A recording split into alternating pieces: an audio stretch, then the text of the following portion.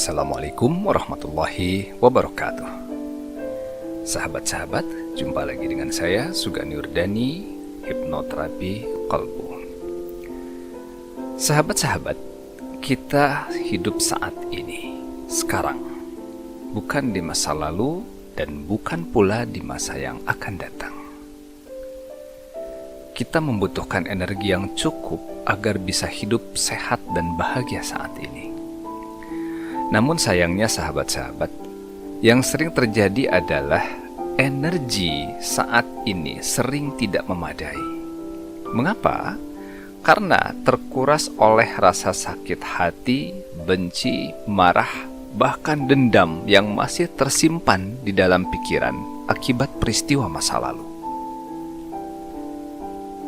Lalu energi yang sudah tidak memadai tersebut masih terus dikuras dengan rasa takut, cemas, dan khawatir terhadap masa depan.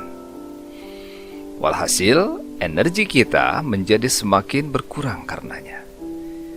Di titik inilah kita rentan terkena penyakit, baik itu penyakit fisik maupun penyakit psikis. Nah, jadi bagaimana agar energi tersebut tidak terus terkuras dan berkurang? Memaafkan adalah solusinya. Karena dengan memaafkan, kita dapat menutup sumber kebocoran energi. Namun pertanyaannya sahabat-sahabat, memaafkan yang bagaimana yang dapat menutup kebocoran energi itu? Karena banyak yang mengatakan sudah memaafkan, tapi pikiran masih nggak tenang. Baik, berkenan dengan hal ini, saya ambil salah satu contoh. Ada salah seorang klien yang dengan penuh percaya diri bilang begini, "Saya udah memaafkan dan melupakan kesalahannya, Pak. Saya serahkan pada Tuhan. Biarlah Tuhan yang membalaskan semuanya." Ungkapan tersebut tentunya bukanlah pemaafan, tapi sebentuk dendam yang dikemas dalam redaksi bahasa yang berbeda. Ada lagi seorang teman yang mengatakan bahwa dia sudah memaafkan seseorang yang telah sangat menyakiti hatinya. Tapi dia masih merasakan ada ganjelan di hati katanya. Nah, untuk kasus ini yang terjadi adalah teman tersebut memaafkan hanya pada level pikiran sadar. Hasilnya memang tidak akan efektif. Karena emosi tersimpan di dalam pikiran bawah sadar. Maka, yang harus dilakukan adalah memaafkan tidak hanya pada level pikiran sadar, tetapi juga pada level pikiran bawah sadar. Dengan kata lain, pikiran sadar dan pikiran bawah sadar harus selaras.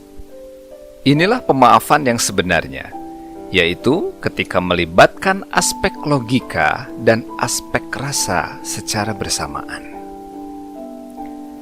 Pertanyaan selanjutnya, bagaimana membuatnya menjadi selaras?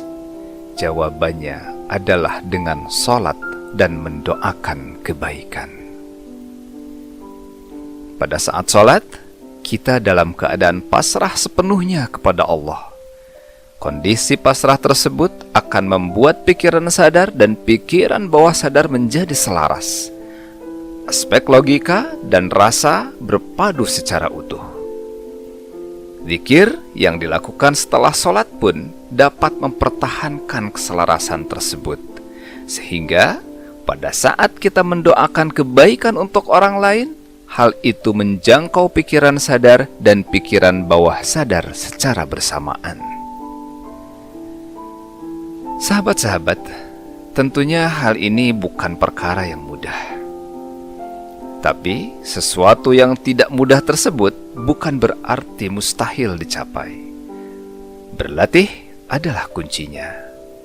Itulah mengapa Allah sangat menghargai hamba-hambanya yang istiqamah, konsisten dalam melakukan suatu kebaikan. Sehingga, suatu saat apa yang tadinya terasa sulit akan turun kadar kesulitannya dan pada akhirnya dapat dilakukan dengan mudah. Salam Sugani Wardani, hipnoterapi kolbu.